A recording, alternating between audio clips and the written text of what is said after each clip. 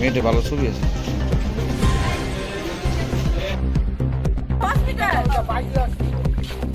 হসপিটালের ভিতরে রেখে ঘুমোর আছে ওরা এরকম করে ভাই করে একদম গার্ড গার্ড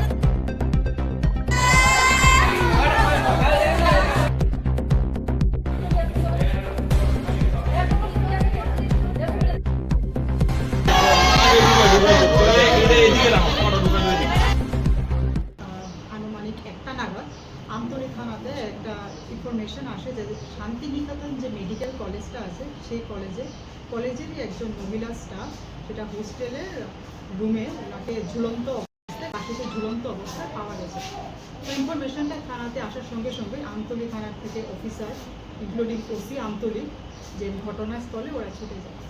পুলিশ যাওয়ার পরে পুলিশের রিকুইজিশন মূলে ফরেন্সিক টিম, ডগ স্কোয়াড, তারপর এক্সিকিউটিভ ম্যাজিস্ট্রেট ওরাও ঘটনাস্থলে আসে। ঘটনাস্থলে এসে ঘটনাকে ভালোভাবে আমরা প্রাথমিক তদন্ত করা হয়েছে। তো এখন পর্যন্ত প্রাথমিক তদন্তে যেটা আমাদের কাছে পুলিশের কাছে যেটা এখন পর্যন্ত বোঝা গেছে প্রাথমিকভাবে এটা একটা সুইসাইডাল কেস হতে পারে, কারণ যে রুমটা যে রুমের দুটিটা ঝুলন্ত অবস্থায় ছিল সেই রুমের দরজাটা ভেতর দিক থেকে লাগানো ছিল।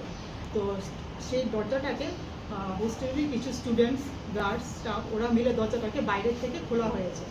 বাইরের থেকে খুলে যখন ওরা দেখেছে যে স্টাফ যে মহিলাটা উনি ফাঁসিতে ঝুলন্ত অবস্থায় আছে। অ্যাকর্ডিংলি আমরা আরও জানতে পেরেছি যে ওনার কালকে রাত্রে মহিলাটার একটা ওর ফ্রেন্ড ছিল, ফ্রেন্ডের সাথে একটু মানে ঘটনা ফাঁসিতে ঝোলার আগে ওনার সাথে একটু ঝগড়াঝাটি হয়েছিল, সেটাও আমরা খাতিয়ে দেখছি। এবং যে একজন আমরা ডিটেইনও করেছি ইন্টারোগেশন করার জন্য যদি কিছু পাওয়া যায়। আর বাকি যেটা ডিটেলসে আমরা পোস্টমর্টম রিপোর্টটা হাতে আসলে আমরা বাকিটা বলতে পারবো। অলরেডি আপনাকে বললাম প্রাথমিকভাবে আমরা পোস্টমর্টম রিপোর্ট এখন আমরা হাতে পাইনি। তো প্রাথমিকভাবে পুলিশের তদন্তে বা আমরা যারা টিমের তদন্তে একটু বোঝা গেছে যেহেতু দরজাটা বাইরের থেকে খোলা হয়েছে, দরজাটা লাগানো ছিল ভেতর থেকে, সব প্রাথমিকভাবে আমাদের কাছে এটা একটা সুইসাইডাল কেস লাগছে। বাকিটা আমরা পোস্টমর্টম রিপোর্ট আসলে আমরা ক্লিয়ারলি আপনাদেরকে জানিয়ে দিতে পারবো।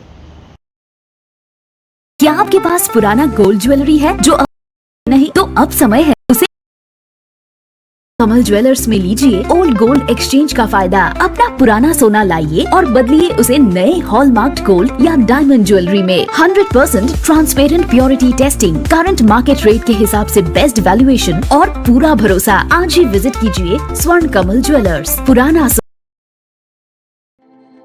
প্রত্যেকের জীবনের স্বপ্ন থাকে পড়াশোনা শেষ করে কর্মজীবনে প্রতিষ্ঠা পাবার। এই দিক দিয়ে আমি সফল শুধুমাত্র একটি কারণে, সেটা হলো আমার কলেজ টিপস, যেখান থেকে গ্র্যাজুয়েশন কমপ্লিট করে উচ্চতর শিক্ষা নিয়ে আজ আমি সফলভাবে প্রতিষ্ঠিত। টিপসে পড়াশোনা ছাড়াও নিজেদের কেরিয়ারে কিভাবে অনেক বেশি মাত্রায় সুযোগ পাওয়া যায় তার সবকিছুই হাতে কলমে শেখানো হয়।